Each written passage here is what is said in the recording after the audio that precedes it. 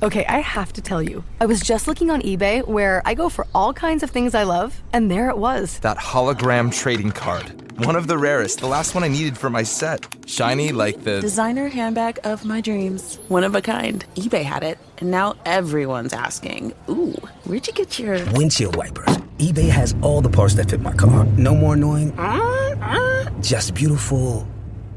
Whatever you love, find it on eBay. eBay, things people love. When you check out at the pharmacy, you see the journey from idea to medicine, thanks to our intellectual property system, or IP for short. IP safeguards inventions, like a new way to prevent seizures or lower cholesterol. And IP supports competition from other brands, then lower cost generics, which are 90% of prescriptions filled in the US. Innovation, competition, lower costs, thanks to IP. Learn more at phrma.org/IP works wonders. Hey guys, Akil Stokes here. Welcome back to the Trading Coach Podcast. Today, I'm going to share with you the one thing every trader needs if they want to be successful, right? This is going to be true regardless of if you're a trader, investor, fundamental, technical, mechanical, price action, what have you.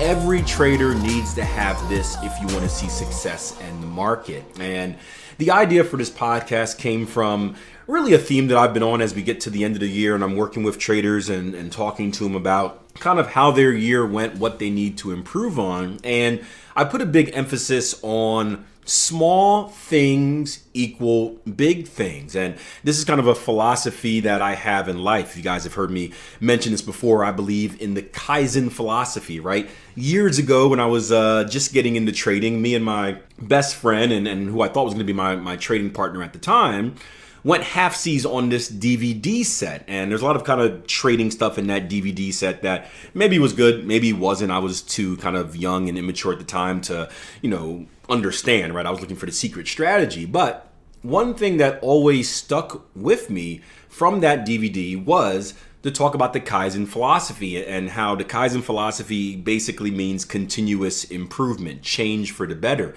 and how if you can change for the better or push in a positive direction, even by like the smallest of increments each and every day, then bigger picture, you're going to end up where you want to be. We spoke about this in a previous podcast where I gave you guys kind of the chore of drawing yourself on a paper, then 1 degree change and looking at where you're at in 10 years versus where you're at now and how the path changes and all that fun stuff. And if you ever want to do that visual, I recommend it, but you don't really notice the power in that until you look back and ask yourself, man, where was I at 5 years ago compared to where I'm at now?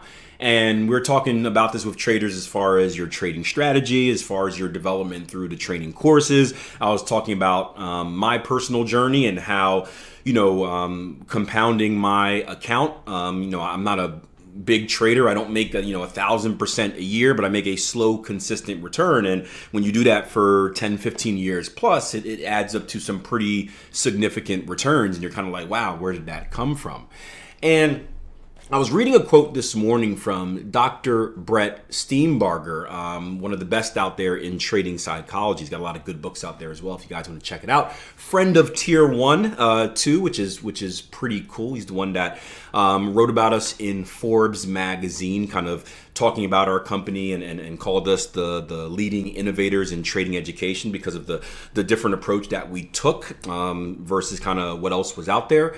But he had this cool quote that said, professionalism, it's not what it's sorry, my phone's ringing right now. Professionalism, it's not the job you do, rather it's how you do the job. And kind of the caption that he put with it was, the challenge in our trading psychology is not controlling emotions, it's approaching the market with the same professionalism and self-respect that we would feel if we were teachers or doctors. And I find that comparison interesting because in general, when, if you want to become a teacher, a professor, if you want to become a doctor or a lawyer, it's kind of commonly understood that, man, you got to go to school for a very, very long time, right? You're not just going to go to school for 2 years. You're going to be in school for 4 years, for 6 years, 8 years, 12 years before you can reach that level of expertise. And when people decide that, hey, I want to be a teacher, a professor, I want to be a doctor, they kind of accept that.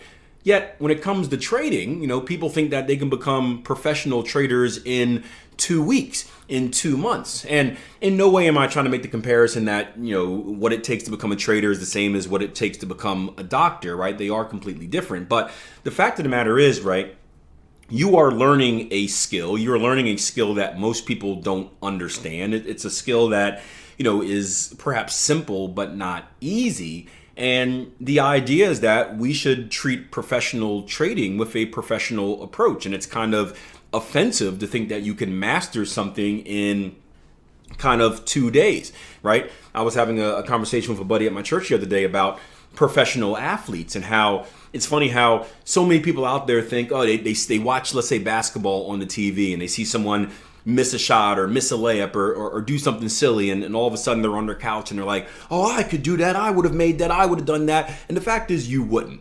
And I remember a quote by a guy named Brian Scalabrine, who was he's known for being like the not the worst player in the NBA, but he was always like one of the worst players on his team. He rode the bench. He never got in unless it was garbage timing. Their team was up by like 50 points, and when he would get in, the crowd would like pity cheer because it's like, oh, this guy again. He's like this, awkward looking white red-headed guy, so like not your typical, basketball player. And I remember a quote from him that said, "Here's the thing. I am a lot, being, let's say he's the worst person in the league. Being the worst person on the league or on my team, I am still closer to LeBron James, who is arguably the best basketball player of all time, than you, right, average person, than you are to me." And what he meant by that is that although I'm the worst person in my space, my skill set and my, what I've done up to this level, I'm closer to being the best than you, person on your couch, are to being the worst person in the NBA. And he backed it up by going to like, local gyms and playing like these, these all-star people that never made the NBA, but like were supposed to be like the next best thing. And he would just destroy people. And again, trading is the same way. I think a lot of people assume that, I can do this trading thing. It's simple, it's easy. But understand, the trader out there that is break even, they're a lot closer to being that super trader than the average person is to being even that break even trader. So you have to kind of have some pride that goes with it. And going back to the quote, because I'm getting off track, obviously, what this made me think of was another conversation, lots of conversations I had the other day with an international business owner. And we were at soccer practice and we're seeing this, the head soccer guy, and he's like, man, like, he must live here. He's here all the time. Like, I was here at 8 o'clock and then he was here, and then I'm here at 10 o'clock and he's here, and like he never goes home. And we kind of said the thing like, you must love what you do. And I was talking to him about some business practices, and he's like, something I tell my employees is this: you don't have to love what you do. You just have to believe in it. And he said, ideally, now if you love it and you believe in it, then that's the best of both worlds, but at least believe in what you're doing. And I said, why is that? And he said, well, because if you believe in it, you're going to come in every day with the professional approach and do what you're supposed to do. Because we're going to have days where we're excited about going to work. We're going to have days where we're, angry, upset. We don't feel like going in. But that belief in what you're doing is what balances you. It keeps you professional no matter what type of day it is. And in trading, it's the same thing. Because I always used to think that you have to love trading, because I personally love trading. And then I was stubborn back in the day in saying that, man, you can't be a professional trader unless you love it. And, I had good conversations with my business partners. This was probably a podcast in the very beginnings, like in the single digits, about how maybe you don't have to love trading to be successful. Maybe you can just love what you get out of trading, whether it's money, whether it's freedom, what have you. And I'm like, they kind of won me over. But regardless, there's one thing that you have to do. You have to believe in it. You have to believe in what trading is, the process. You have to believe in what could be obtained by it, money, freedom, and you have to believe in yourself, your ability to execute it. And that's what's going to keep you consistent. And that's what's going to allow you to do those small things over time that will eventually lead to those big things down the road. And in one of the reviews that I was doing with a trader, he talked about how his year ended, and it was a positive year, but perhaps not as positive as he wanted. And I remember conversations we were having throughout the year where he would tell me like, hey, Akil, man, I'm on this hot streak. I'm doing good. This is crazy. I'm all these wins and blah, blah, blah, blah, blah. And then he'd come back a month later, it's like, oh man, I did something dumb and I blew this much money and I some of it I should have done, but the other part was purely my fault. And we were talking about how to get better for the next year. And what I said is you have to keep doing the things that got you that profit. Obviously, your strategy is good. You're a good trader, right? You had these really nice periods of profitable trading. What you have to get rid of now are those dips. And, in general, we want to manage the dips. We always want to ask ourselves, how can I risk less and manage my less? How can I lose less per trade or lose less trades as far as hit rate goes? But we want to take away those, what we call self-inflicted wounds, meaning that the errors, the losses, the mistakes that are just due to pure stupidity and mistake making. And one of the reasons he was making these mistakes is because he wasn't approaching it like a professional. He had periods of time where he would come in and he would do what he was supposed to do. And then he had some days where he was like, I'm going to wake up late, or I'm not going to follow my plan today, or I'm going to try and invest in a different market than what I'm supposed to. And lo and behold, those experiences are what led to his losses, and those losses are what led to him not having the year he wanted. He could have had a really profitable year. Again, he was still above water, but nowhere near what he wanted to. And it was all because he didn't approach it like a professional. And part of it was, losing belief, but some of it was discipline as well. So you have to believe in what you're doing. And the question is, how do we gain that belief, especially as a newer trader? Well, unfortunately, there's no shortcut to that belief, right? Just like anything else in life, whether it's a partner of yours, whether it's a new job with a new boss, whether it's any type of relationship that you have, belief comes with time. It has to be earned, right? You just don't trust someone, right? You meet someone for the first time, you just don't believe them and you'll jump off a bridge for them. No, right? It has to be earned over time by small, consistent actions. And the more you do those small, consistent actions, the more you gain belief. And kind of the trifecta, the triangle of trading is that when you believe in yourself more and believe in what you're doing more, you take more of the right actions. When you take more of the right actions, you get more of the right results. And then you start to believe it more and more and more and more and more. So it starts off by just going through the process.